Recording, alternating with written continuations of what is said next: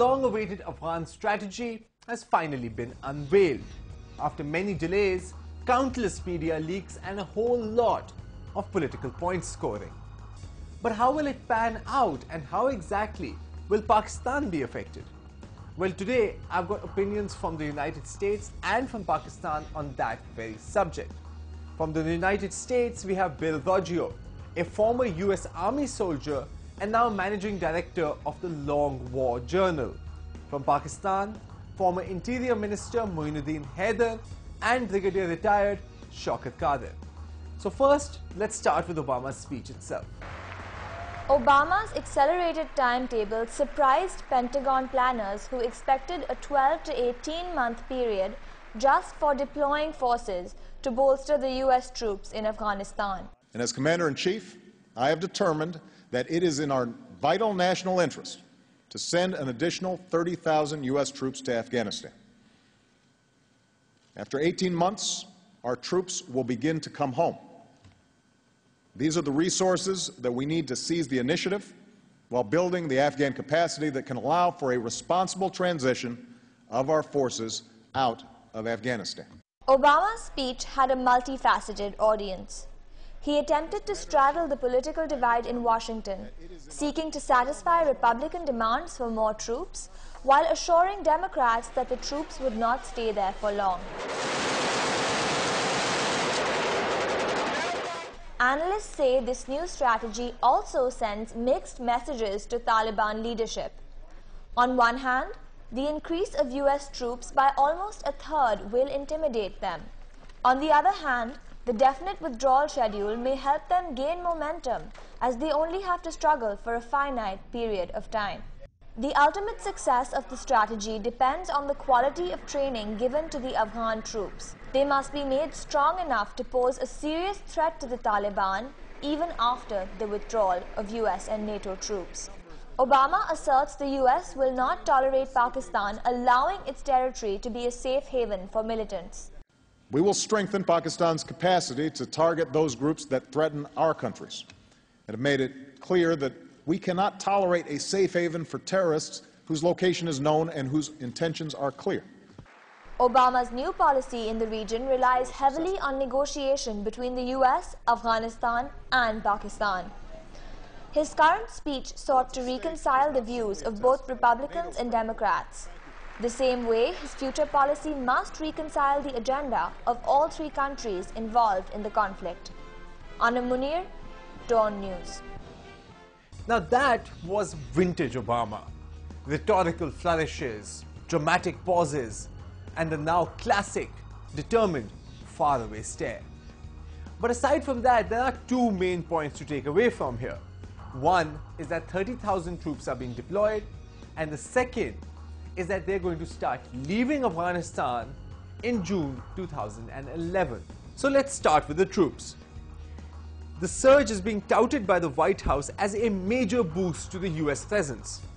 But let's bear in mind that this number is actually a compromise on what the General in Command, Stanley McChrystal, really wanted.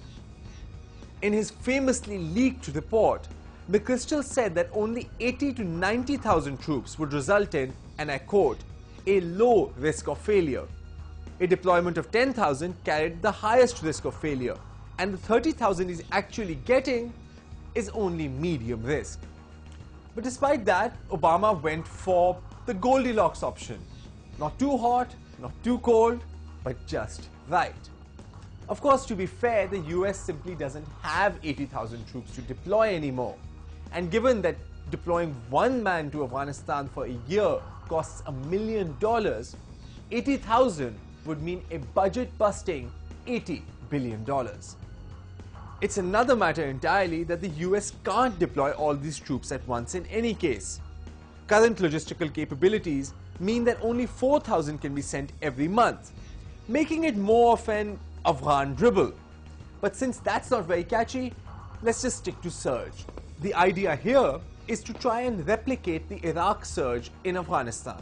To recap quickly, the US under George Bush sent additional troops to Iraq to try and quell the insurgency. It worked, at least to the point that the US was able to begin a face-saving withdrawal. The space created by the surge led to the Sunni tribes rising up against Al-Qaeda and also caused the sectarian militias in the major cities to back down. Security was quickly handed over to the Iraqis, and the US forces could now move away from the front lines. But Iraq is a developed, highly urbanized country, and 30,000 troops stationed in Baghdad make a visible and very real impact. But when you come to a country like Afghanistan with its scattered population and zero infrastructure, what are 30,000 troops expected to achieve? There was an actual Iraqi surge of military forces as well. Iraq being a developed country that has historically, that has had an army, has has had a professional military, professional officer corps. Once they were able to get to a certain level of critical mass of forces, and once that they got to the certain level of training where they needed to be to fight a counterinsurgency, what the U.S. came in and did was they surged their forces. They went after the large insurgent groups, Al-Qaeda in Iraq, and various groups that were not going to reconcile with the government. Largely smashed them because now we see that there's just insurgency at the periphery, and then the Iraqi security forces were able to fill in the gap. Of course, there's still problems in Iraq, but it is nowhere near what it was 2 years ago. It's now an Iraqi problem to solve because they have the military. Now with Afghanistan, you have an army that's less than 90,000 troops, a police force that is completely inoperable, and we're going to surge forces. And what those forces are going to do is basically provide security. There are no Afghan forces available to take over for them. And so we're talking about an exit strategy while we're surging forces and while we don't have enough Afghan troops to fill those gaps once we're gone. So where then is the Afghan surge? The doubling of Afghan army and police that McChrystal says is crucial for success. Short answer, it's nowhere to be seen. So if the goal of the surge is not to buy time for the Afghan forces to step up, then what is its objective? Is it simply to pressurize the Taliban and create the space to cut a deal? There are some successful dialogue going on between Taliban and the American forces to make them realize that if you want the American forces, NATO force to leave, you have to cooperate in forming a stable government, in letting the security forces be recruited and be trained and take over the security of a nation which they hope will be won and born after the US and NATO forces have left. A deal with the Taliban may well be in the making. Certainly there have been leaks and reports about such talks for years now, as well as attempts to peel off what are called the $10 a day Taliban. But as the Taliban themselves have famously remarked, the Americans have the watches, but we have the time.